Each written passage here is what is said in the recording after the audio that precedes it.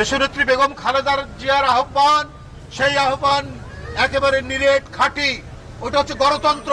বেগম জিয়ার দাবি ছিল বৃহত্তর দাবি, তারেক রহমানের দাবি বৃহত্তর দাবি, যে দাবি হচ্ছে গণতন্ত্রের মালিকানা জনগণকে ফিরিয়ে দাও, আর সেই মালিকানার পদ্ধতি হচ্ছে গণতন্ত্র। আমরা কোনো ব্যক্তিগত কোনো গোষ্ঠীগত দাবি করিনি, আমরা দাবি করেছি জনগণের দর্শন, সেটা গণতান্ত্রিক দর্শন, যেখানে প্রত্যেকটি ব্যক্তি দেশের একজন মালিক হিসেবে, দেশের একজন অধিকার সম্পন্ন ব্যক্তি হিসেবে গড়ে উঠতে পারে, সেটাই হচ্ছে গণতান্ত্রিক অধিকার। তাহলে বেগম জিয়া 2014 সালে নির্বাচনে যেতে পারতেন।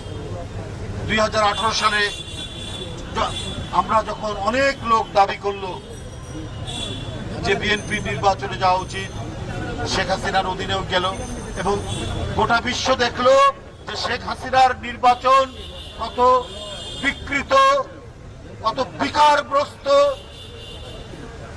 জালিয়াতির ভয়াবহ রূপ প্রকাশ পেতে পারে, সেটা 2018 সালে দেখল। বিএনপি অংশগ্রহণ করার মধ্যে দিয়ে সেটা প্রমাণ করে দিল যে শেখ হাসিনার আমরা যে নির্বাচনে অংশগ্রহণ করিনি, এটা যে কত নির্ভেজাল সত্য সেটা প্রমাণিত। তাই 2024 সালেও আমরা বয়কট করলাম, কারণ আমরা বৃহত্তর আদর্শের জন্য লড়াই করছি, আমরা মানবিক সাম্যের জন্য, ন্যায় বিচারের জন্য লড়াই করছি, আমরা আইনের শাসনের জন্য লড়াই করছি। এই জন্য দরকার চিরায়ত গণতন্ত্র, প্রকৃত গণতন্ত্র, খাঁটি গণতন্ত্র। এটা বৃহত্তর আদর্শের লড়াই, যেখানে জনগণের মালিকানা জনগণ ফিরে পাবে।